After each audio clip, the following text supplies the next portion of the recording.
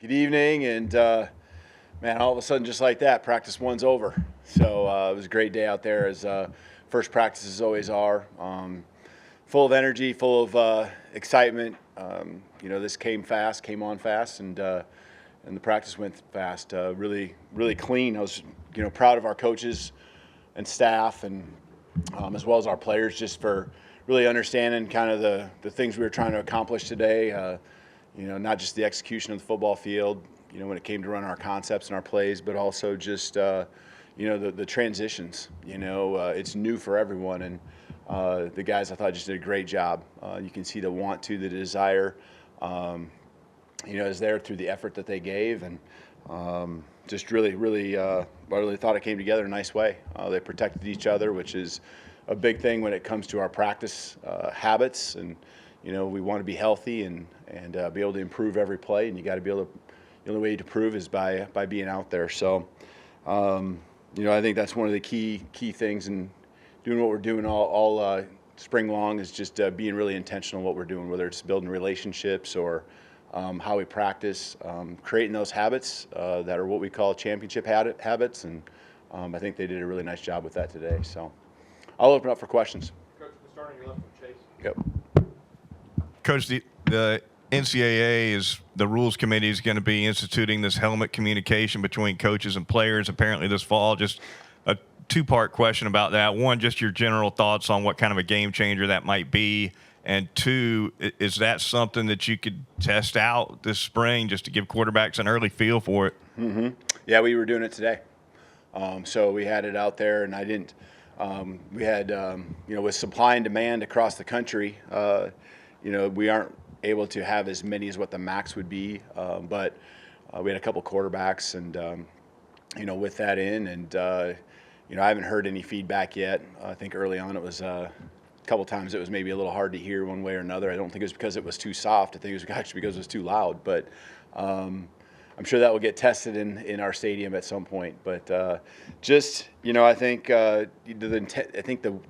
there's a lot of reasons for it. That I know can be positive. I don't know if it answers all the concerns that you might have when it comes to, I think, some of the things people will say it automatically fixes, and maybe sign stealing and things like that. So, because I think there's other ways where it could go the other way, with being intentional and trying to get a call and being able to echo it through your defensive headset, and it could go on and on with that. But it was good. I think the quarterback's just getting used to it. I saw them a couple of times, putting their hand up to their helmet, just listening. But for the most part, it seemed pretty clean.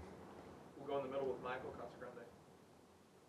So you've been here a month and a half now. What surprised you most about taking this job, getting off this plane? What did you not expect when you got here? Well, I don't know if it's not that I didn't expect it. The thing I want to give our guys props for is just how open they've been to everything that we've asked them to do. So it doesn't surprise me. They've embraced, all the little differences and nuances that different personalities bring, just different ideas that we have. And it's just been really smooth. And it's a huge credit to our guys, and I think our staff's done a really good job of being aligned and on the same page and being organized to where it's very clear, concise, and the expectations are something that the guys can easily understand. We're on the right with Charlie. Hey, Coach. I wanted to go back a little bit and ask you about the fourth quarter program. Just what were your impressions of that, and maybe did you add any wrinkles or tweak that at all? No, we kept it pretty consistent with what it's been, and the guys, you can tell it's something that they really feel strong about. The energy just is there, from the beginning to the end. And I think the key is taking that in the workouts when we're in the early winter months here, and transferring that over to football. And that was the challenge today. We have a period at the end where we gather and we've referred to it. I've done this many years now. Refer to it as also the finish or fourth quarter period, and being able to connect to what they just did the last few weeks with the fourth quarter program. It's transferring it from the indoor and the workouts that they're doing onto the football field. I think that excites them, and there's been a lot of football games won because of the work that's been put in because of that program, and they believe in it. And it's going to be important for us this fall for sure. Right here with Kennington. Obviously, a big part of spring practice is the player development from the first practice to last practice. But what are you looking for out of your coaching staff in terms of where they can grow from practice 1 to practice 15? Well, I told the guys, the players, they're excited to watch their own film now because, when you bring in the concepts, whether it's offense, defense, special teams, the coaching staff brings in your ideas, which usually involve cut-ups that are from the programs you come from. And so I just told the players when we broke down that we get to watch some of their film, which I know they're all excited to do. And, from a coaching standpoint, to me, there's a lot of pieces to our job, but right now it's for us to give them feedback. So they need feedback on everything that happened, the grading of every play and giving the feedback, to our guys, and so they can understand, whether it's that play or that practice, or the session that we were in, whether it was a 7-on-7 period or a team period, even individual. Why did this drill go well? And giving feedback all the time. That's a big priority for us as a coaching staff, so that way the guys can continue to understand the expectations, continue to improve. We have a maxims we refer to, and one of our maxims is to have a relentless pursuit of continuous improvement.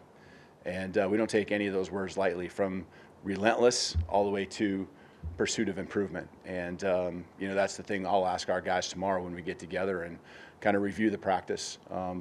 Was that the mindset, and was that clear from the beginning to the end? Oh, stay on the right with Nick.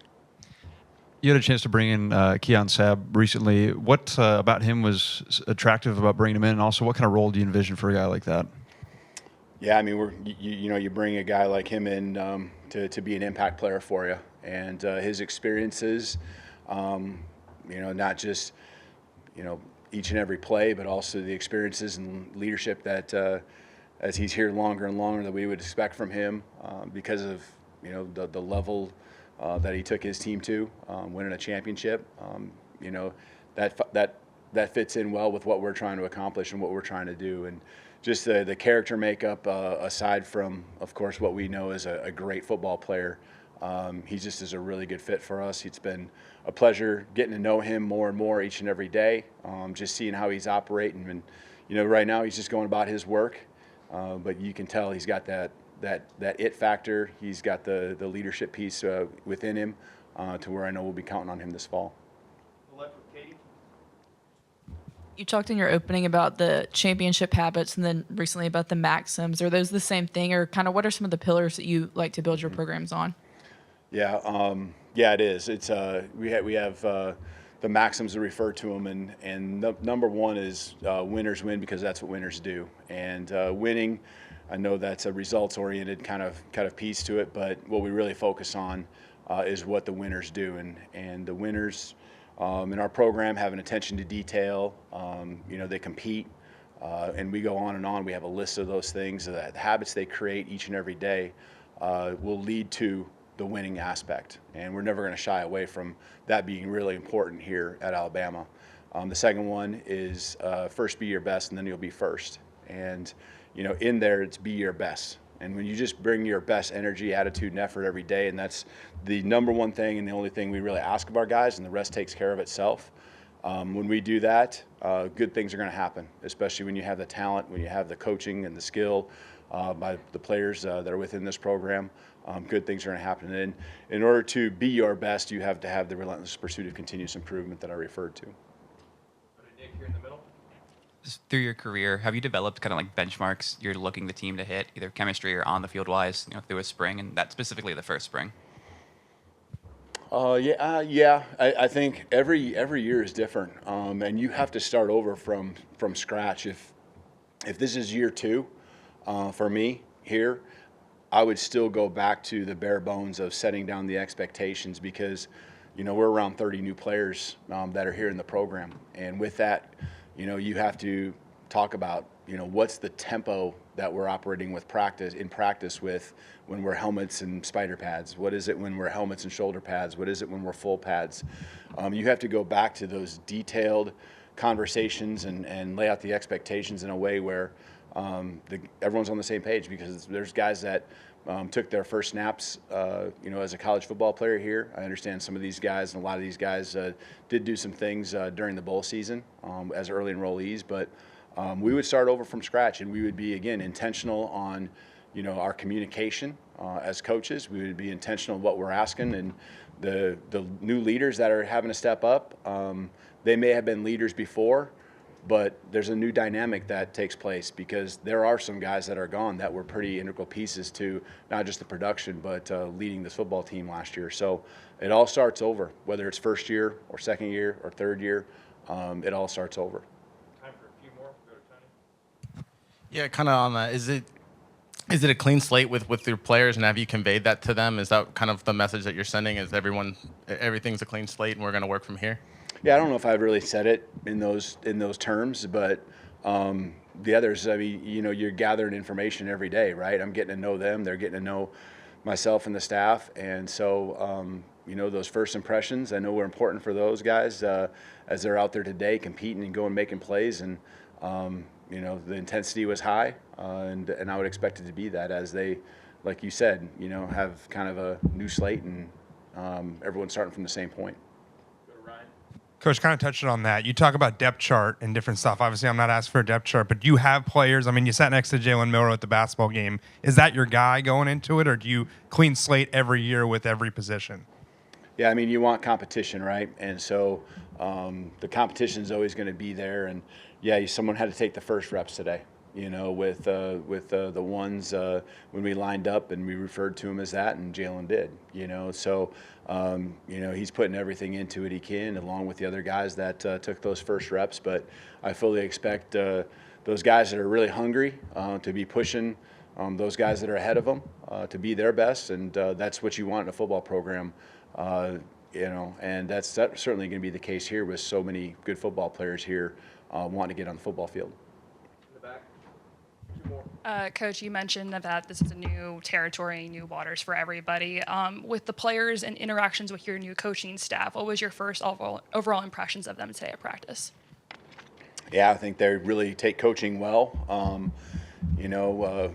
We have specific jobs that we call them, or descriptions of what the coach's jobs and players' job are, and we're very, again, intentional. I've said that word a lot, but we talk about the coach's jobs being to teach, critique, and demand, and we really talk about the critique part and the demanding part, and so when we're pushing a guy and we're asking more out of him, when we're coaching him up, that's a good thing, because that means we care and we see that potential in them, and that's our job. So I think the guys just really see that and could feel it today. And from a player standpoint, it's to continue to grind and continue to refine what they do and compete each and every play. Okay, we're going to finish up here with Matt. I know I didn't get everybody, but we'll get you next time. How much of today, I guess, how smooth was it seeing just for players, like learning how practices work now, just where drills are and all of that? Yeah, we talked through the last week a few different times just on where these locations are for each session, and it was actually pretty smooth. The guys had a pretty good feel of where to go, and really what it allows you to do is then have the expectation of hustling and having a bounce in your step, and the energy never fell off the entire length of practice. So I think when it comes to execution, as far as just how smooth things were, I think practice one is pretty easy. It's your base stuff on each side of the ball. I think, where it will get hard is when we get into each continual install, practice two, but then especially practice 3 and 4 and 5, as we continue to put more in offensively or defensively, and then the other side of the ball is actually putting something in as well. And that's when it becomes something where not just what you have to do, but also what you're going against across from you. So, today was great. I thought it was smooth from transitions to just how hard we competed, and guys stayed up, and again, that helps with our health. And I thought the execution actually was pretty good. It's going to be a give and take. That's what you want from the head coach's standpoint. The offensive guys, of course, want to dominate, and the defensive guys want to dominate each and every play. But from my standpoint, I want to see that good give and take, and that was certainly the case today. All right, Coach. Thank you. All right, thank you. Roll Tide.